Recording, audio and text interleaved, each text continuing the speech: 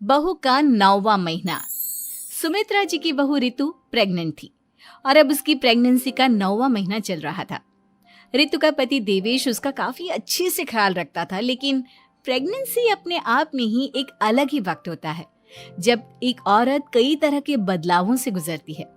शरीर के साथ साथ उसके अंदर बहुत सारे इमोशनल चेंजेस भी आते हैं और रितु इन सब चीजों से गुजर रही थी। इसीलिए कई बार वो बहुत परेशान हो जाती थी। उसे बार बार बहुत मुश्किलों का सामना करना पड़ रहा था। एक दिन अचानक शाम के वक्त रितु जोर जोर से रोने लगी। अरे रितु बेटा, क्या हुआ? तुम रो क्यों रही हो? कुछ नहीं मम्मी जी, बस बहुत परेशान हो रही हूँ मैं। हाँ बेटा, वो तो मुझे भी दिख रहा है, तभी तो रो रही हो तुम। लेकिन परेशानी के पीछे की वजह तो बताओ, आखिर बात क्या है? किसी ने कुछ कहा क्या तुमसे? नहीं मम्मी जी, किसी ने कुछ भी नहीं कहा, बस ऐसे ही मेरा मन कर रहा है रोने का। अरे बेटा, ये क्या बात हुई? रोने का मन कर रहा है? अरे तुम माँ बनने वाली हो, अगर इस तरह रहोगी ना तो बच्चा भी रोने वाले नेचर का पैदा होगा। तो फिर मैं क्या करूं मम्मी जी? मुझे बता अपने दिल की बात, मेरे साथ शेयर कर कि क्या परेशानी है। वो क्या है ना मम्मी जी, मैं अपने पेट की तरफ देखती हूँ ना तो अजीब सी घबराहट होती है। अरे लेकिन क्यों बेटा? तुम्हारे पेट में तो तुम्हारा आने वाला बच्चा है, इसे देखकर तुम्हें खुश होना चाहिए।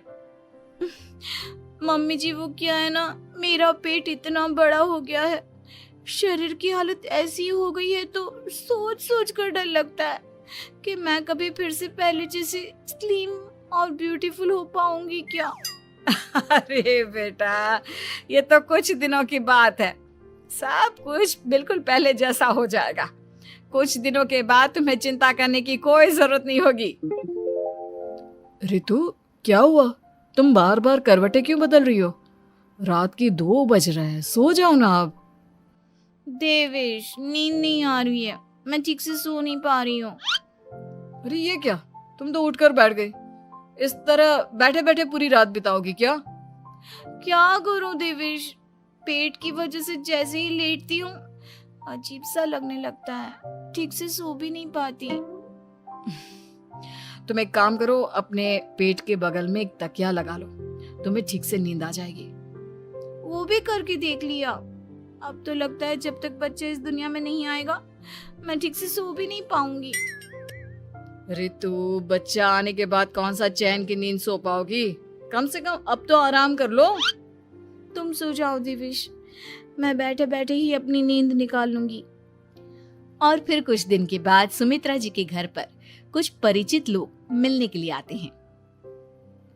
मम्मी जी, आप उन लोगों के साथ बैठकर बातें करिए, मैं सबके लिए चाय बना देती हूँ। अरे नहीं नहीं बेटा, मैं कर लूंगी, अभी तुम्हारी तबीयत ठीक नहीं है ना, तुम आराम करो। अरे मम्मी, घर के छोटे मोटे काम तो मैं करती हूँ ना, चाय बनाने में कैसी प्रॉब्लम? अच्छा ठीक है, अगर कोई परेशानी नहीं है तो बना दो चाय। अरे ये क्या बात है सुमित्रा जी, आप तो दादी बनने वाली हैं।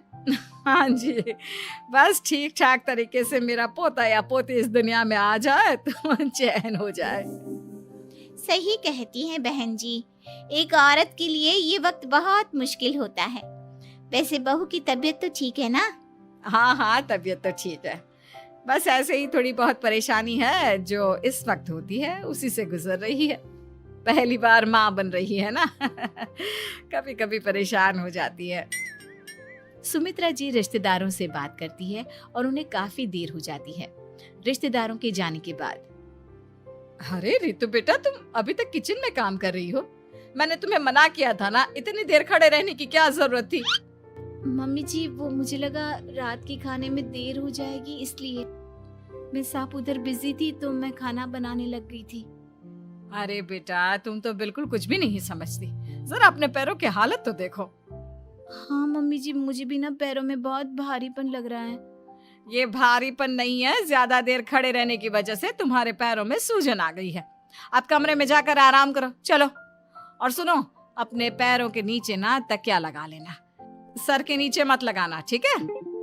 अपने कमरे में जाने के बाद यार ये प्रेगनेंसी भी कितनी अजीब चीज है, कभी रोने का मन करता है, कभी हंसने का। घर में सब मुझे बहुत प्यार करते हैं, लेकिन प्रेगनेंसी की जो प्रॉब्लम्स मैं फेस कर रही हूँ वो मैं किसी को नहीं समझा सकती। ये सब कब ठीक होगा?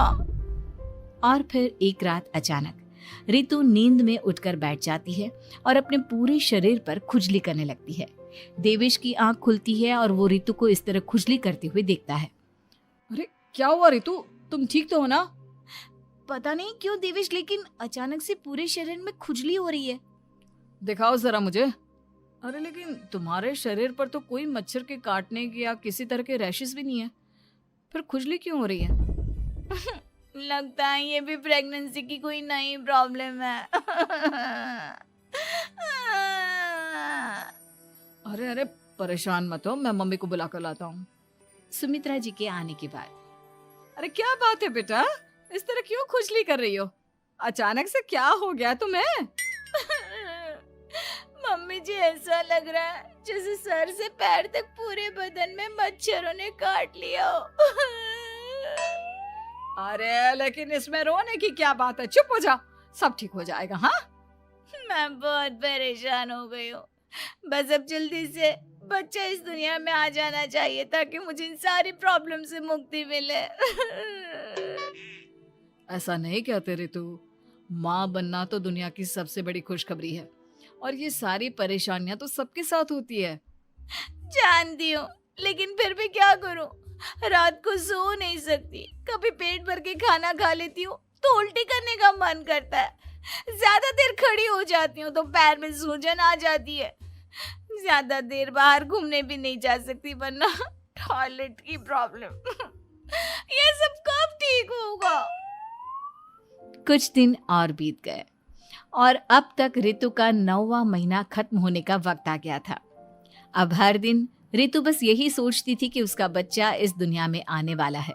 हाँ, वो बात अलग थी कि वो कई तरह की इमोशनल चेंजेस से गुजर रही थी और फिर एक दिन अचानक, देवेश मुझे ना चाउमीन खाने का मन कर रहा है। अभी रात के 12 बजे? अरे रितु, इस वक्त चाउमीन कहाँ से लेकर आऊंगा मैं? किसी होटल में फोन करो ना, कोई तो डिलीवर करता होगा ना इतनी रात को। नहीं नहीं रितु, इतनी रात को कोई डिलीवर नहीं करता, तुम कल खा लेना, मैं कल तुम्हारे लिए लेकर आऊंगा बस। नहीं, मुझे अभी खाने का मन कर रहा है, मुझे अभी खाना है। अच्छा अच्छा ठीक है, एक काम करो, मैं किचन में जाकर तुम्हारे लिए मैगी बना कर लाता हूँ, क्या पता उसे खाकर तुम्हारा मन ठीक हो जाए। हाँ ठीक है। देवेश रितु को मैगी बनाकर खिला देता है, लेकिन अगले दिन अचानक से रितु की तबीयत खराब हो जाती है। क्या हुआ है बहू को? बेटा तूने कुछ उल्टा सीधा तो नहीं खा लिया ना? मम्मी वो कल आधी रात को चाउमीन खाने की बात कर रही थी तो मैंने इसे मैगी बनाकर खिला दी। अरे लेकिन एक बार मुझसे तो पूछ लेता, इसी वजह से उसे अजीब सा लग रहा है। कोई बात नहीं, वैसे भी बच्चा आने का वक्त पास आ गया है ना, इसलिए ये सब चीजें हो रही है। मेरे पेट में बहुत दर्द हो रहा है, जब से मैगी खाई है तब से पता नहीं क्या हो गया। अरे कुछ नहीं हुआ बेटा, बस कुछ दिन की बात और है, परेशान मत हो। चल हम तुम्हें ना डॉक्टर के पास ले चलते हैं। हॉस्पिटल जाने के बाद, डॉक्टर साहब, मेरी बहू की तबीयत ठीक तो है ना? हाँ, वैसे तो सब कुछ ठीक लगता है, डाइजेशन का प्रॉब्लम हो गया है, ऐसे वक्त में हो जाता है। प्रेगनेंसी की वजह से पेट के ऊपर बहुत प्रेशर आ जाता है, इसलिए डाइजेशन थोड़ा वीक हो जाता है। और उन्होंने रात के वक्त मैगी खा ली, इसलिए उनको ये प्रॉब्लम हो गया। डरने वाली कोई बात नहीं है। थैंक यू डॉक्टर साहब, अब हम इसका ध्यान रखेंगे। लेकिन अब रितु की डिलीवरी का वक्त पास आ गया है, आपको उनका पहले से भी ज़्यादा ध्यान रखना होगा। मैंने चेकअप कर लिया है, 1 सप्ताह के अंदर रितु की डिलीवरी होने के पूरे चांस है। एक दिन अचानक किचन में काम करते करते रितु के पेट में बहुत तेज दर्द होने लगता है। देवेश, मम्मी जी जल्दी आइए।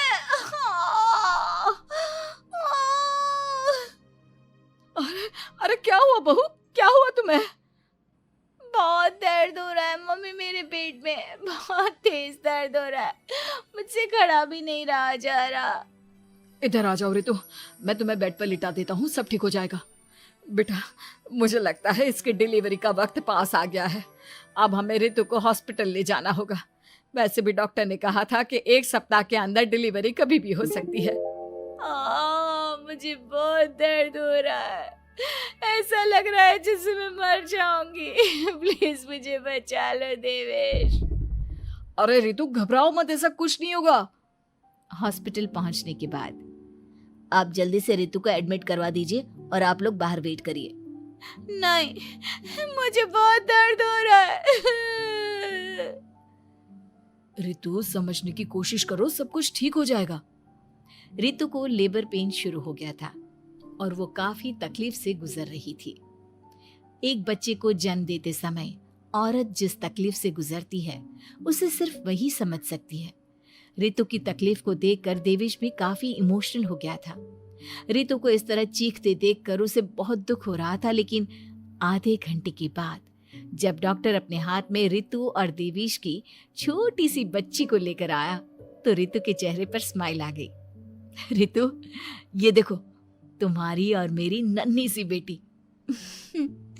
ये तो एकदम परी की तरह दिखती है। दिखेगी क्यों नहीं, एकदम तुम पर गई है ना, इसलिए। लेकिन मम्मी, उसकी नाक तो मेरे जैसी है। अच्छा ठीक है, नाक तुम रख लो, बाकी सब मेरे जैसा। देखा रितु, तुमने कितनी तकलीफ सही, लेकिन उस तकलीफ के बदले तुम्हें भगवान ने ये छोटी सी परी दे दी। और ऐसा सब औरतों के साथ होता है। तुमने बहुत हिम्मत रखी है बेटा, और इसका नतीजा आज हमारे सामने है।